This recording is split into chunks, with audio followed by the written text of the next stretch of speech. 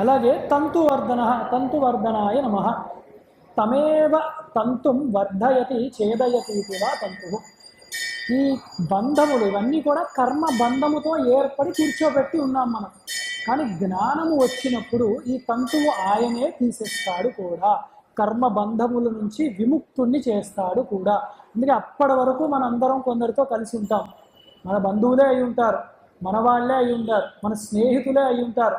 వీరు లేకపోతే నా జీవితము లేదు ఇంకా అని అనుకుంటాం. కానీ ఆ కర్మ విశేషమయ్యాక ఆ తంతువుని తీసి పారేస్తాడు భగవంతుడు. వారు ఎవరో మనము ఎవరో ఇవన్నీ కూడా. అందుకే ఒక సముద్రంలో కొన్ని కట్టలన్నీ పడ్డాయి, చిన్న చిన్నవి. ఆ కర్రలన్నీ కలిసాయి ఒక చోట, కలిసి ఉన్నాయి. కాసేపు అయ్యాక అది మళ్ళీ విడిపోయి ఎటుపోవాలో అటుపోయాయి. అలాంటిదే ఈ జీవుడు, అలాంటి వాడే ఈ శరీరము, అలాంటిదే కర్మ బంధాలు ఇవన్నీ కూడా. తంతువర్ధన, పాశము కట్టేది ఆయనే, పాశము తీసేది ఆయనే. మనవాడు అని అనుకోలేము. ఎంత మనవాడు అనుకుంటామో అంత గట్టి దెబ్బ తగులుతుంది వాళ్ళ వల్లనే జీవితంలో అప్పుడప్పుడు మనకి. అందుకని అది ఒక ప్రారంభ విషయమే జరుగుతుంది. అందుకని తంతువర్ధనాయ నమః అని నమస్కారం ఆయన్నే చేసుకోవాలి. విడిపించాడు ఈ బంధాల నుంచి. ఏమో ఇంకో 2 దెబ్బలు గట్టిగా వాళ్ళ నుంచి తగలకుండా దీంతో పోయింది అనుకోవచ్చు.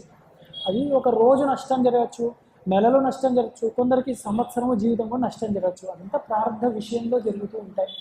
ఏదైనా అది మనం అనుభవించాము, ఇంకా మళ్ళీ అలా జరగకూడదని ఆ ఈశ్వరుణ్ణే ఆరాధించాలి మనము.